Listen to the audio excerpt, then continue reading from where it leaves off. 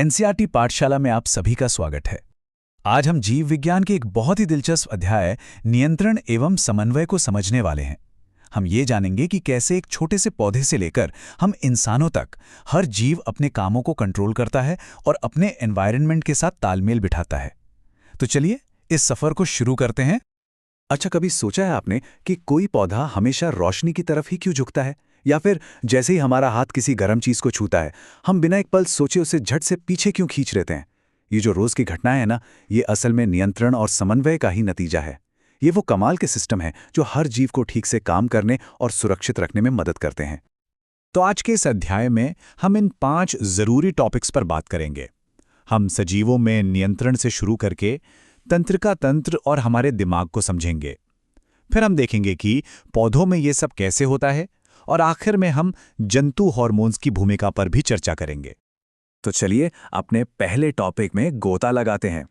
देखिए, जीवों में जो भी हरकतें होती हैं वो असल में उनके आसपास के माहौल में हो रहे बदलावों की वजह से होती हैं। पर सवाल ये उठता है कि ये जो रिएक्शन होते हैं ये आखिर होते कैसे हैं? इन्हें कौन कंट्रोल करता है? अब देखिए, जो कॉम्प्लेक्स ऑर्गेनिजम्स होते हैं ना, जैसे हम इंसान, उनमें ये सब कुछ रैंडम नहीं होता।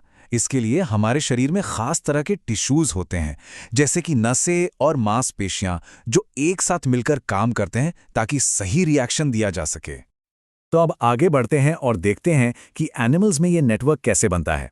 और शुरुआत करते हैं शरीर के हाई स्पीड इंफॉर्मेशन हाईवे से, यानी हमारे तंत्रिका तंत्र या नर्वस सिस्टम से। इस पूरे नेटवर्क की जो बुनियादी इकाई है वो है न्यूरॉन, यानी तंत्रिका कोशिका। समझिए कि ये एक बिजली के तार जैसा है। कोई भी जानकारी इसके एक सिरे, जिसे ध्रुमिका कहते हैं, पर मिलती है और बस वहीं से एक केमिकल रिएक्शन शुरू होता है जो एक इलेक्ट्रिकल इम्पल्स यानी एक बिजली का सिग्नल बना देता है। ये जो सिग्नल है ना, ये एक खास रास्ते से होके गुजरता है। ये ध्रुमिका से इंफॉर्मेशन लेता है, फिर कोशिका काय से गुजरता है और वहां से तंत्रिकाक्ष के बिल्कुल आखिर तक का सफर तय करता है। अब तंत्रिकाक्ष के आखिर में पहुंचकर ये इलेक्ट्रिकल इम्पल्स कुछ केमिकल्स को रिलीज करता है। लेकिन अब मजेदार बात यह है कि ये सिग्नल अगली कोशिका तक पहुंचता कैसे है? बीच में तो खाली जगह होती है। इस खाली जगह को क्या कहते हैं? जरा सोचिए और अपना जवाब नीचे कमेंट्स में जरूर बताइए। जी हाँ, इसका सही जवाब है सिनैप्स। ये केमिकल्स इसी सिनैप्स नाम की खाली जगह को पार करते हैं और अगली तंत्रिका कोशिका में जाकर ठीक वैसा ही इलेक्ट्रिकल इम्पल्स दोबारा शुरू कर देते हैं।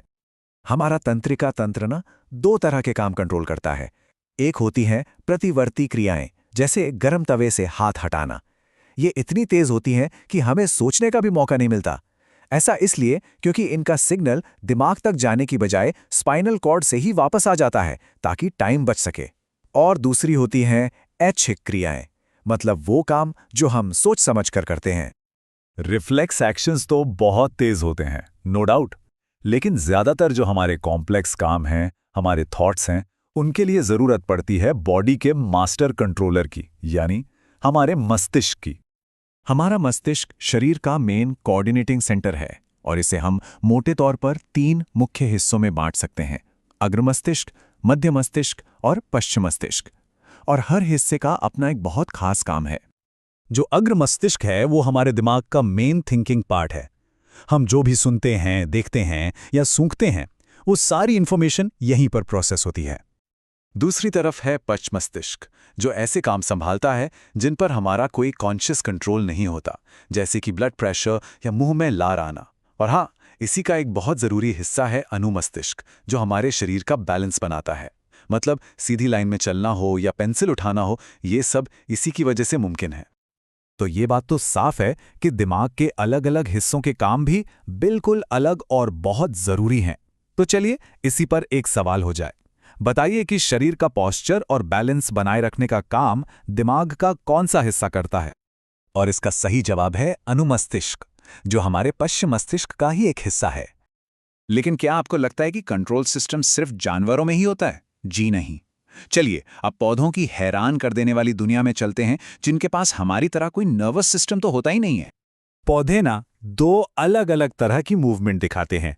एक तो वो होती है जो उनकी ग्रोथ से जुड़ी होती है, जैसे किसी तने का धीरे धीरे सूरज की रोशनी की तरफ मुड़ना, और दूसरी होती है बहुत तेज रिएक्शन, जैसे छुई मुई के पौधे का छूते ही अपनी पत्तियों को सिकोड़ लेना। तो ये सब होता कैसे है? ये कमाल होता है हार्मोन्स का, जो असल में केमिकल सिग्नल्स होते हैं। जैसे ऑक्सिन हार्मोन पौधे को रोशनी की तरफ झुकने में मदद करता है, वहीं साइटोकाइनिन जैसे हार्मोन सेल डिवीजन को बढ़ाकर पौधे को बड़ा होने में मदद करते हैं, जबकि एब्सिसिक अम्ल ग्रोथ को रोकने का काम करता है। और पौधों का ये सिस्टम हमें शानदार तरीके से ये दिखाता है कि केमिकल कम्युनिकेशन सिर्फ पौधों में ही नहीं बल्कि हम जानवरों में भी बहुत ज़रूरी है, जो नर्वस सिस्टम के साथ मिलकर काम करता है।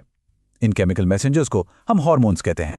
ये हार्मोन्स एंडोक्राइन ग्लैंड्स में बनते हैं और फिर खून के जरिए पूरे शरीर में घूमते हैं और अलग अलग हिस्सों पर अपना असर दिखाते हैं। जैसे एड्रेनालिन हमें किसी भी इमरजेंसी में फाइट और फ्लाइट रिस्पॉन्स के लिए तैयार करता है, और अग्न्याशय से निकलने वाला इंसुलिन हमारे ब्लड शुगर लेवल को कंट्रोल में रखने के लिए बहुत ज़रूरी है। इन हार्मोन्स का बैलेंस हमारी सेहत के लिए बहुत ही ज़्यादा ज़रूरी है। और इसी से जुड़ा है हमारा अगला सवाल कि जो डायबिटिक पेशेंट्स होते हैं उनमें से कुछ को इंसुलिन का इंजेक्शन क्यों दिया जाता है? क्या आप इसका कारण जानते हैं? तो चलिए फटाफट से रिवाइज कर लेते हैं कि आज हमने क्या क्या सीखा। हमने देखा कि तंत्रिका तंत्र तेजी से कम्युनिकेशन के लिए इलेक्ट्रिकल सिग्नल्स का इस्तेमाल करता है। मस्तिष्क हमारे शरीर का मेन कमांड सेंटर है। पौधे अपनी ग्रोथ और रिएक्शन के लिए हार्मोन्स का इस्तेमाल करते हैं, और जंतु हार्मोन्स शरीर के अलग अलग कामों को केमिकली रेगुलेट करते हैं। और जाते जाते आपके लिए एक सवाल छोड़ जाता हूं। जरा सोचिए, हमारे शरीर में एक तेज बिजली जैसी वायर्ड सिस्टम है और एक धीमी केमिकल वाली वायरलेस सिस्टम। ये दोनों इतने अलग होने के बावजूद हर पल हमें जिंदा रखने के लिए एक साथ इतना परफेक्टली कैसे काम कर लेते हैं? इस पर जरूर सोचिएगा। आज के लिए बस इतना ही। मिलते हैं अगले अध्याय में।